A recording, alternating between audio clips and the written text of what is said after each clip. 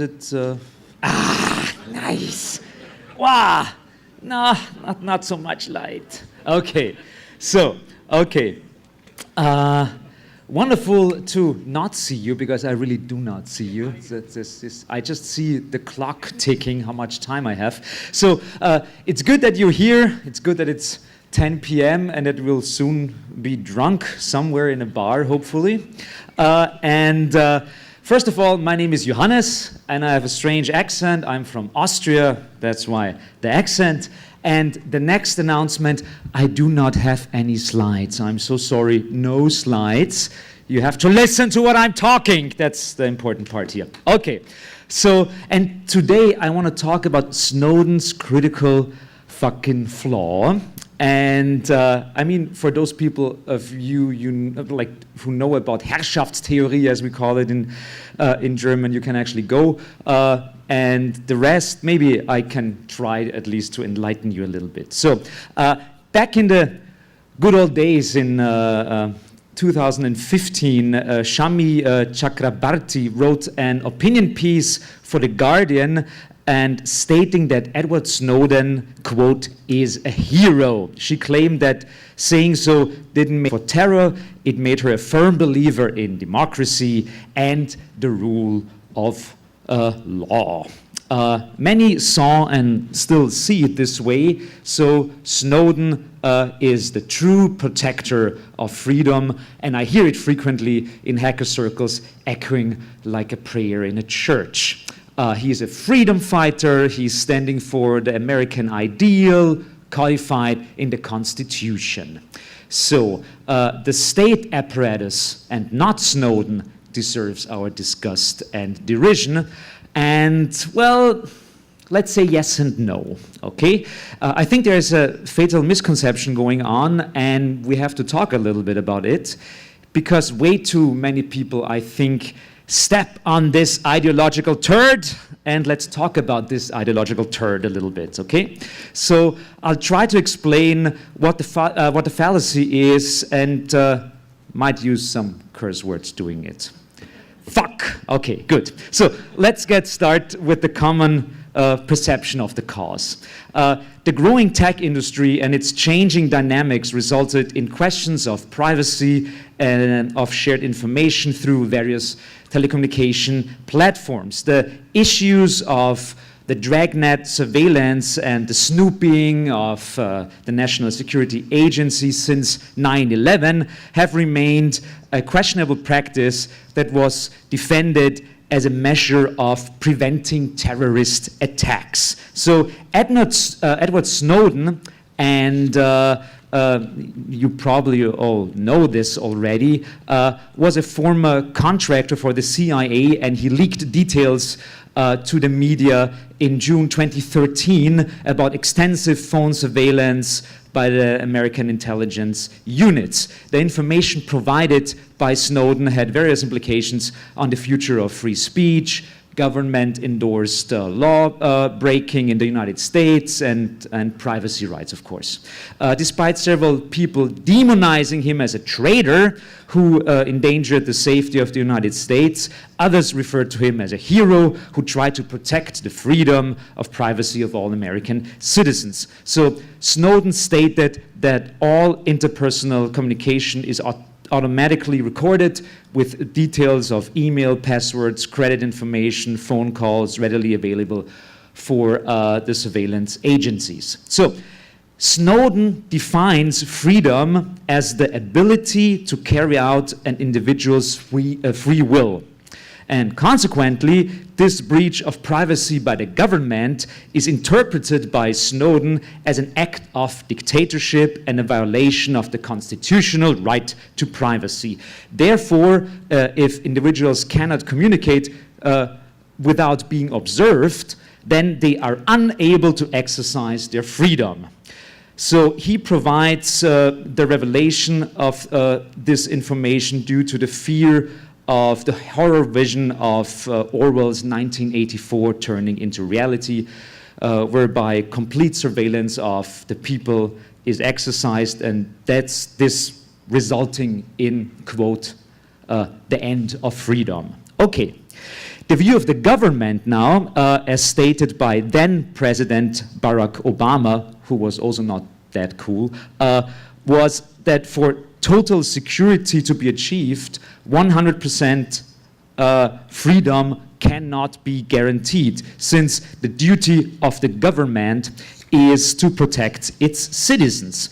Therefore, he argued that for the state to provide civil security, it has to give an allowance for a few losses with regards to freedom. For the public right to protection to be achieved, a certain degree of surveillance must be allowed. Despite the government owing freedom to its citizens, it is tasked to also ensure their security. Thus, in cases of the possibilities of danger, statements argue, like Obama, that surveillance is necessary. For instance, it has been claimed that the state was able to prevent various instances of Islamist attacks by carrying out inspections, etc., etc., etc. So let's talk about the argument that the government not only owes freedom to its citizens, but also security. This argument is made plausible by the government via hints at existing dangers. What is it then that the state protects its citizens against? If we want to take that claim seriously, it protects them against a danger the state has exposed them to in the first place. Right or wrong, the fact is that the native countries of terrorists feel oppressed, and above all, it doesn't really matter with what kind of program those Al-Qaeda or whatever guys react to the Western domination of the globe. They are reactions to the Western domination and utilization of the globe, period. And Al-Qaeda holds against the West that the bad conditions their countries are in have somehow to do with the exploitation and military domination of their world regions by the West. Of course, you can debate a lot about it if it's true or it's not true, but in a certain way, that's how those guys see it. In short, if citizens in the centers of capitalism, like Germany, England, Spain, the USA, are threatened by Islamist terrorists, then it's because all over the world their states operate as controlling powers and create enemies for themselves. So if the state protects the people against something, then it's against enemies that the state created in the first place, that are of its own making. Terrorists are fighting, of course, a compensatory war for the simple reason that they are in no position to fight a real war. They are nowhere able to attack the real power sources of the Western states. The people, for example, they hit on 9/11 or in Madrid are nothing more than mere representatives of the enemy state and are definitely soft targets, since there are no ways that a terrorist would actually hit the hard targets. Again, it is the Western states that expose their citizens to this kind of danger, namely by creating enemies for themselves, which in their turn also attack citizens as mere representatives of the state. And if states prevent attacks, then thereby protect first and foremost their own inviolability. When the state claims to protect its citizens, what does it actually protect them from? It protects them from, in some way, from criminals. And what actually is it that the state protects them from? Well, from those who break its laws, and that's very important. If we want to be precise, we have to recognize that here too, the state does not protect its citizens, but the state protects its law. Now, if we want to be brutally honest about it, we can say this. The state offers no protection to those, for example, drowning in the Mediterranean Sea by the thousands, or those who were harmed at the US-Mexican border. Of course they are not protected. And why? Well, for the simple reason that their immigration is illegal. Yeah? Protection is for the law and not for the people.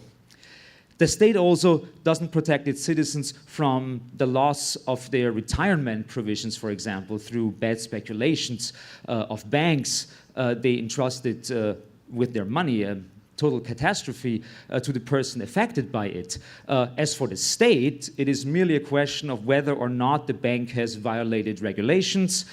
If it hasn't and only speculated badly, there is no protection against it. The state also doesn't protect people against dismissals, unemployment either, which is also a social catastrophe to whoever is hit. But unemployment and dismissal is an employer's good right. And it is legal, so there is no protection against it. Again, it's a question of what is a law and what is illegal within this law.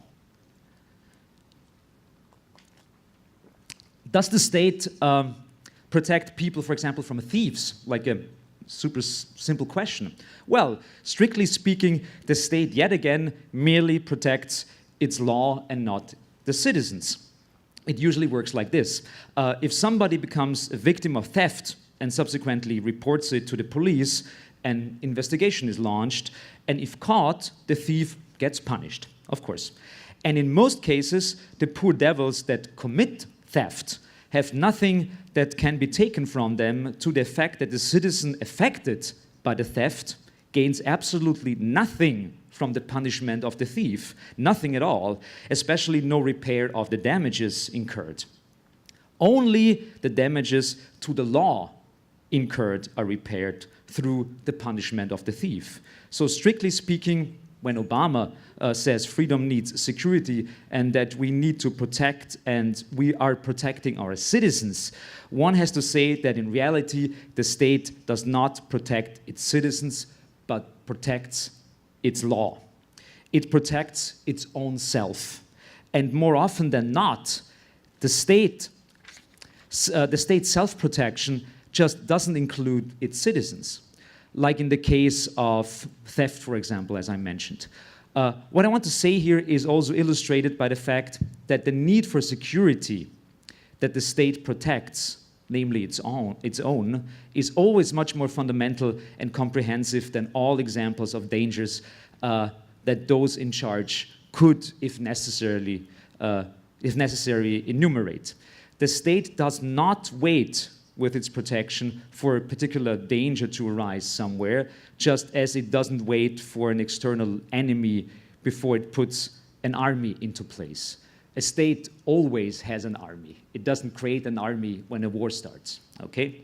The objection of protection, which the object of protection which Obama claims to be the citizen, is first and foremost the sovereignty of the state itself, the unimpeachability of the monopoly of force, the ability of the sovereignty to everywhere impose and safeguard obedience for its own laws, and the guarantee that the authority in place has its society under control. To the monopoly of force, the first object of protection is itself, and that's very important. And it is indeed the first condition with which the political authority, with its rules and regulations, governs society and maintains order by monopoly of force. And the state subjects all citizens to this principle. Everything that the state establishes, creates, issues, and enforces presupposes the inviolability of the monopoly of force. And that includes the freedom it grants. So you hear right. Freedom is something that the state grants. You don't have it. Maybe it is worth briefly recalling that this is nothing really new. The political authority has always supervised society, firstly and simply in the form of judicature and the justice system. They keep an eye on whether the citizens obey the law in their conduct, whether they act within the framework of what is permitted. We want to bear in mind that the judicature is a curious thing, since it expects both the citizens' obedience to the law and their breaches of them. So on one hand, one expects the citizens to obey the law on the whole, and on the other hand, the entire criminal code that exists already anticipates all violations that are possible. They very well know all the mistakes the citizens could make and are dead sure to make. But in the field of justice, the state is relatively lax. investigations are generally not launched until after offenses. A charge has to be filed, or it has to become known to the public prosecutor that somewhere laws have been violated. And then inspectors, police officers are sent out to do what Colombo has been doing since 1971. So, however, precisely because of the fact of being tied into permissions and prohibitions, the limitation of the citizens' framework for action always brings about political discontentment as well, a will to rectify the organization of the state right up to anti-constitutional activities or revolutions. Therefore, in every free state, there exists, apart from judicature and justice, something else too, the domestic intelligence services, the organs of state security. With those organs, every democracy actually proves that it isn't willing to act as the executive organ of an autonomously developed will of its citizens, but that on the contrary, the authority sets the framework in which the citizens' will is allowed to be critical, It's important to repeat this because most people actually haven't thought about it that way. So it allows the citizens to be critical within a certain framework. It isn't whatever the democratic process of opinion formation brings about in terms of political opinions and options that the democratic state leadership acts upon. But instead, with its domestic intelligence service, it dictates the direction the process of will formation is allowed to take or not. So we also should not forget that. It dictates the direction of the process of the will formation, allowed to take place. In this field, it isn't that the security organs only become active after the deed. In this case, it has always been commonplace they act in advance. Of course, because they're acting against so-called enemies of the state. But now comes the most important part here, and we have it here with the flaw. All of this, what I'm talking about here, all of it is not in any way a contradiction to freedom. It merely shows what freedom actually is, namely a license given by the authorities. It's a license by the authorities. The idea that freedom is when the state is not part of the equation. Freedom is where the state is absent, is a huge misconception. Freedom is a political definition of the citizen's will that the state power proposes. What we call freedom does not exist without a state. Freedom is an authorization from above to make use of one's will within the concessions and prohibitions that are imposed upon it. So freedom is not passed in any other way. It always comes with the conditions and restrictions that are part of its exercise. There exists in this respect a significant confusion that is held in high esteem by everyone. Freedom as understood by the citizen, of which Snowden is the more radical representative. Freedom, as Snowden views it, is understood by the citizen as though it were an integral part of himself or herself. It's been thought of as a sort of pre-governmental human trait, the idea that my freedom does not need a state. It is thought of as an anthropological characteristic that is part of the human being because the human's will is free. But freedom in society, political freedom, is not the same as free will. Instead, it is the rule that dictates how it should be exercised. Thus, this also means that freedom is not the opposite of sovereignty. Political freedom, on the contrary, is a particular way in which people exist under governance. So political freedom is a concession to the citizens and obligation of the citizens by the state. And of course, this concession is not limitless. This becomes particularly clear when one thinks about the material aspect of freedom. In short, as long as one is alone in bed, no demands are made upon one. However, as soon as one enters the social sphere, freedom means a relation to other people. To what point does my will count, and to what point does yours count? If this is the question, then it is clear that the material side, the real, tangible side of freedom, and this is important, is private property. It is the sphere in which I freely dispose of something. And Hegel puts it beautifully when he says that freedom needs an outer sphere of reality. And what is the outer sphere of freedom? It is the free disposal of what belongs to me. And it quickly becomes clear that ends where that which belongs to somebody else begins. And there's the interaction going on. Yeah? Within the context of this freedom, I decreed, within this context of freedom is decreed, well, I should probably, okay.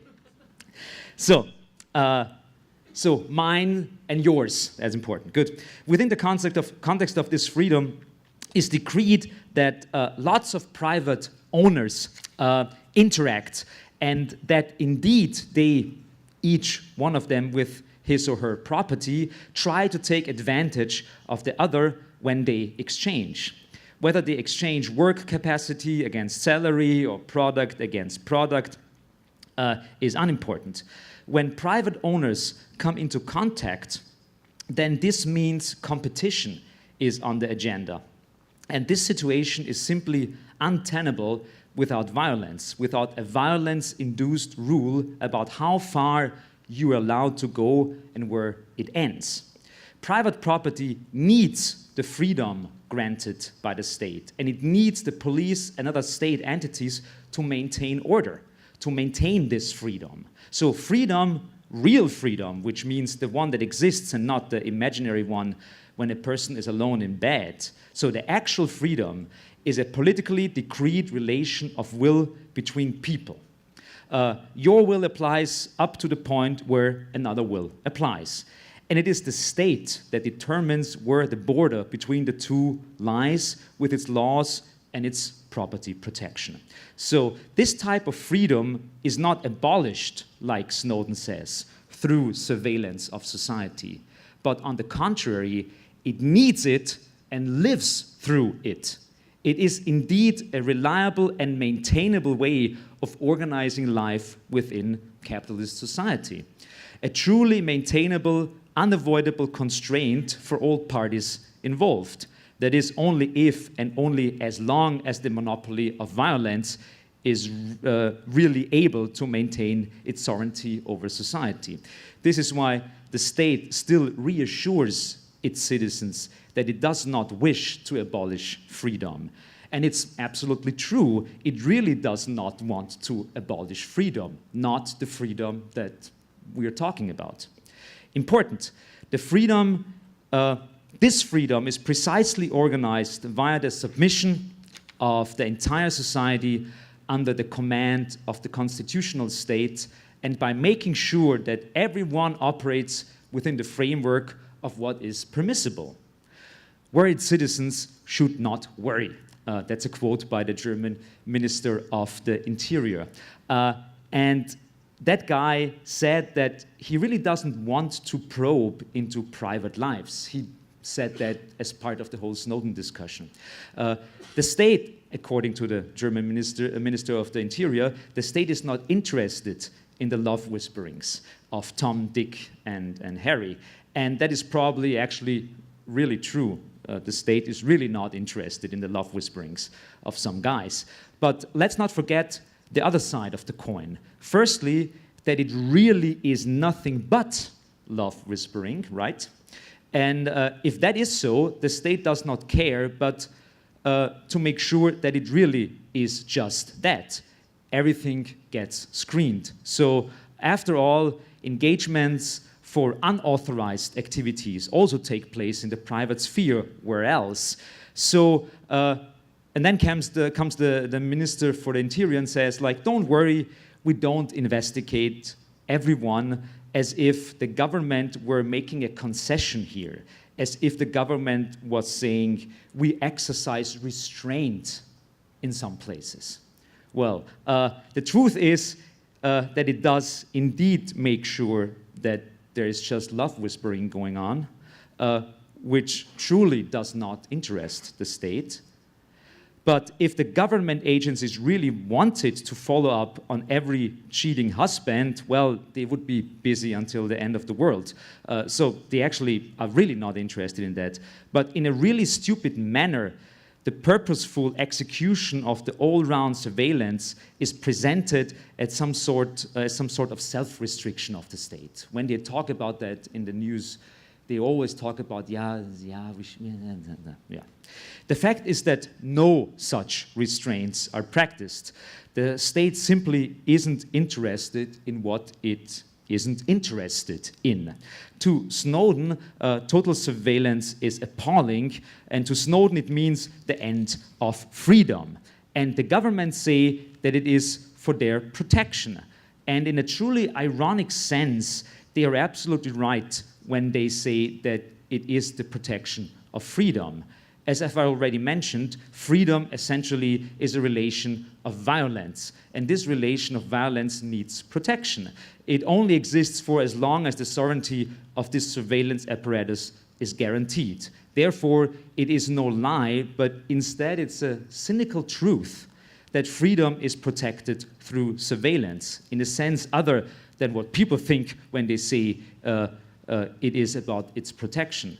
But actually, in a much more correct, much more objective sense, freedom is really protected via surveillance. So Snowden's fight for freedom against the surveillance state is a necessary misunderstanding, let's call it. Snowden thinks that freedom is abolished, but in fact, it merely reveals itself as what it is. Snowden is mistaken, so shall we say that he's just like a poor idiot or something like that who kind of like sacrificed his entire civil existence for this mistake? I'm not sure. So should we say that Snowden and his supporters are merely wrong about freedom and this is just like, you know, what can you do? And that Big Brother is in reality really your friend? Or is it true that Snowden just like doesn't get it? I don't know. Like on the one hand, yes. His misunderstanding is also a really quite common misunderstanding.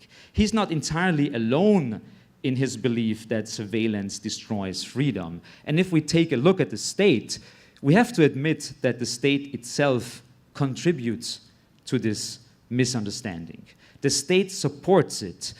The mere fact that those in power somehow seek to keep full surveillance a secret gives in a way the impression that they too view it as a contradiction to freedom. But of course, it isn't an unknown fact. People do know that there are domestic intelligence services. Nevertheless, it isn't rubbed into people's faces all the time.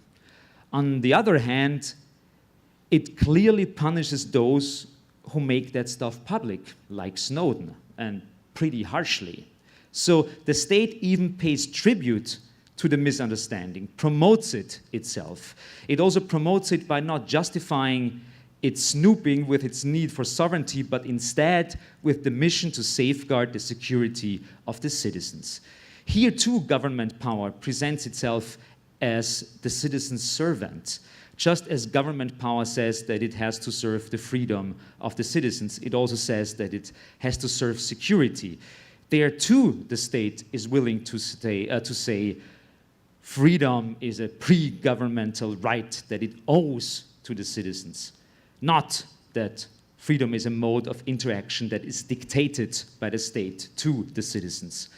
And when it seeks to appease them by saying their private lives are not intended for investigation, this too is a point where the state acts as if it owed the citizens some self-restraint with its surveillance capabilities, as if the state wasn't allowed everything with regards to surveillance. Though it is true that with all the internet stuff going on, it really is entering a whole new territory, both technically and in some ways also legally. And it is not even clear whether the state, in form of its constitutional court, will permit itself everything or even wants to in terms of what it already practices in the form of its security organization. So there is a debate going on, even within the state. But it is not all written in stone yet, so there is still a need to make some legal decisions about stuff and things that have not been decided upon. In all of it, the state reinforces Snowden's error. And what does it thereby reinforce? Well, something pretty indispensable, namely a necessary misunderstanding, as I called it earlier. This misunderstanding is quite indispensable since freedom is simply inseparable from the idea that one doesn't consider it to be an order, you know?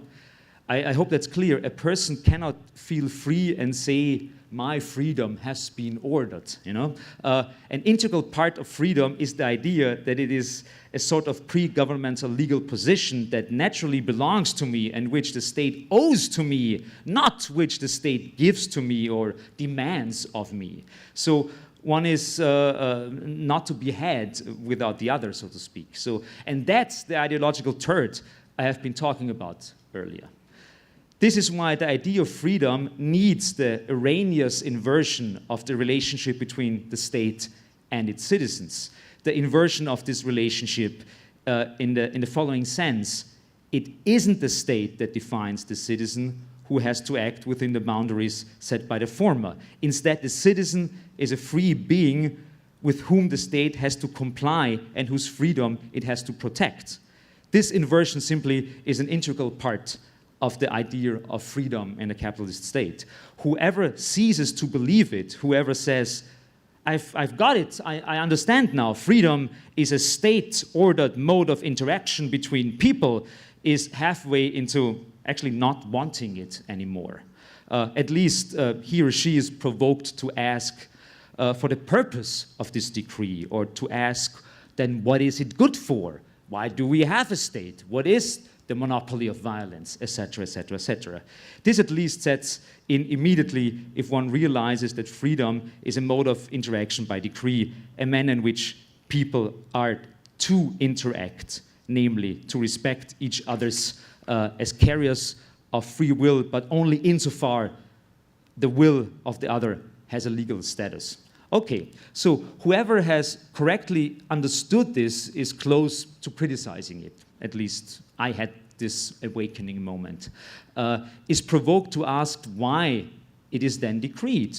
To be a free citizen simply implies the idea that freedom is part of one and that the state has duty to safeguard it, and not that the state has ordered this freedom to the citizens. Only the necessary inversion gives rise to this contradiction and constitutes Snowden's problem. Only this necessary inversion renders possible the perception of a contradiction between government power with all its necessary means of self-assertion and the freedom of its citizens. It is only because of this necessary error in the thinking of free people that the impression the almighty state destroys freedom is created. If people knew what freedom was, they would not be bewildered by surveillance. Ultimately, the whole civil world knows that Edward Snowden is pretty radical, while they themselves aren't quite that radical. So, I mean, many, many people say like, wow, fuck, like that guy has some balls what he did, yeah? Well, all the papers that have written on that topic are citing him, and it cannot be denied that they are partly celebrating him as a freedom fighter. However, they do not completely embrace the idea that state surveillance destroys freedom. Upon reading those newspapers that propagate this material, one rather comes across the view that only over-surveillance is the problem, through services, secret services that have gone wild. Yeah, you see, when saying it loud like this, it is easy to detect that it is a critique of the degree of surveillance. it isn't the quality that is being criticized by those people, but it is the quantity, the excess that is being criticized. Their critique of excess is already full of the recognition of surveillance. So if you only say like, you shouldn't do it so much, then you pretty much accept it. There is a lot of acceptance of what is quite necessary, but not of the extent which it is practiced. And then come the freedom fighters of the political columnists and the Washington whatever and the German FATS and blah, blah, blah, blah, blah, which for a change are fanatically freedom-oriented for once. And they come and they say it is unworthy of a democracy to constantly treat the majority of their innocent citizens as if they presented a security risk to society. Not to be overlooked here is the view that they should only be exempt from surveillance under the condition that, of course, they are innocent. Of course, they have to be innocent. In short, what is expressed here is that the citizens do not deserve such a strict all-round surveillance of their communication and their lives for the simple reason that they do not warrant it. The extended version of this argument goes as follows. And if anything, if the citizens are to trust the state, the latter has also to trust the citizens. If, however, it doesn't do that, and instead shows its mistrust quite openly, then it is likely to break the trust they put in it. So the newspapers come to demonstrate to the state how counterproductive its methods of surveillance are. And one of the big counterproductive guys in that writing is, of course, Mr. Greenwald. They say, you are gaining the opposite of what you want. You are undermining the trust regular citizens have in their community, in a democracy. In a democracy, citizens do not deserve an all-round surveillance. What I want to argue is how much conditioning is already within this protest. It's simply because they are loyal that they do not deserve to be mistrusted. The other side of things is also worth noticing, namely how humble and pathetic the following expression of discontent is. Not even in the private sphere does the state look away, you know? That's one of these classic lines. Well, there are those who complain by saying, for example, yes, but as for the private sphere, it was promised that the state keeps out of it. I want my privacy. I want to be alone in bed, you know? What is the actual complaint of those who speak like that? Of those who say, at least then, when all the civil duties have been fulfilled, when I'm alone, when I have my hard-earned cash, and when I celebrate the end of the working day, at least then, I want my peace. No, at least then, I do not want to be surveilled, yeah? Well, at least then there should be an exemption for surveillance. It seems appropriate to do that. They are thereby already admitting that, of course, business life is under total surveillance and that the activities of the teachers and their pupils in school, those of the road traffic participants are constantly being surveyed, which is clear since those are the cases of conflict where the state keeps its watch on the law.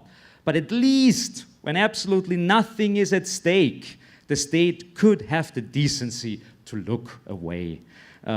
Can you see how humble and how submissive this will to freedom really is? After all, this type of freedom also exists in pretty much every dictatorship. There is no big difference if you see freedom like this in a democracy and in a dictatorship. To be left alone when all duties are fulfilled. Then I have my peace.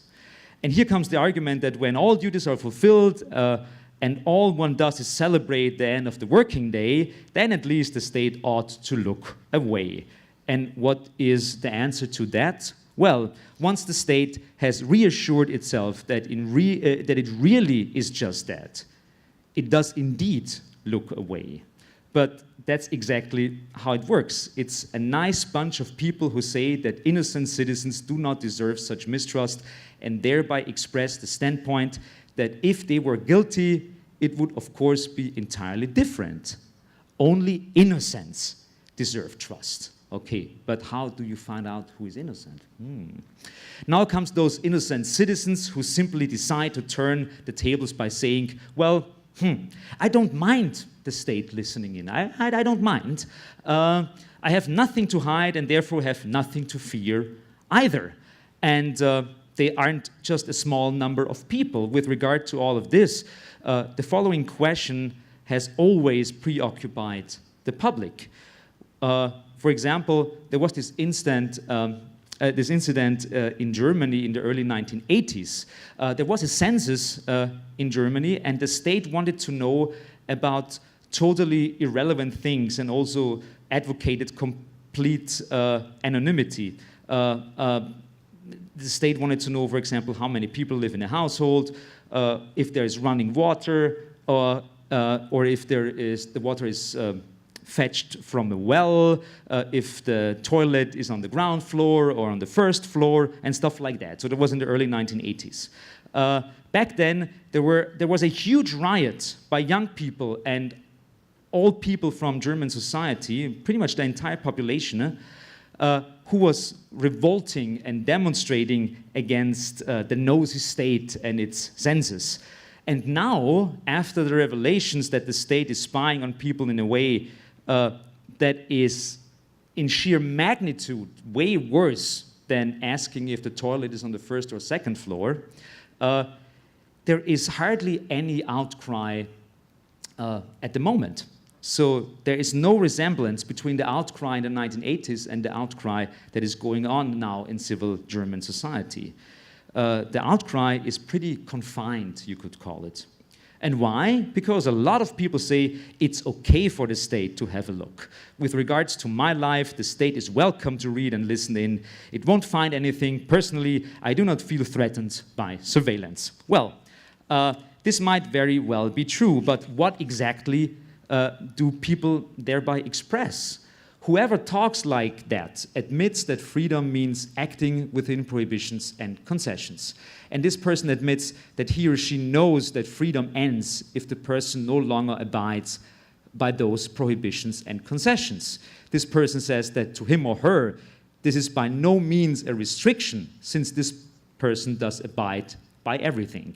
In short, whoever says, as for my private life, everyone is welcome to listen in, I have nothing to hide, thus reveals that freedom is subordination, obedience before prohibitions and concessions. In the eyes of these people, this does not constitute much of a contradiction to the fact that they feel free at the same time, though in this case, it almost means that one is free as long as one is not literally bound in chains. Someone who says, I have nothing to hide, my freedom is not threatened by surveillance, says indeed, I am free as long as I'm free as long and precisely because I adhere to the rules. And is that a world that we want? I don't know. Thank you.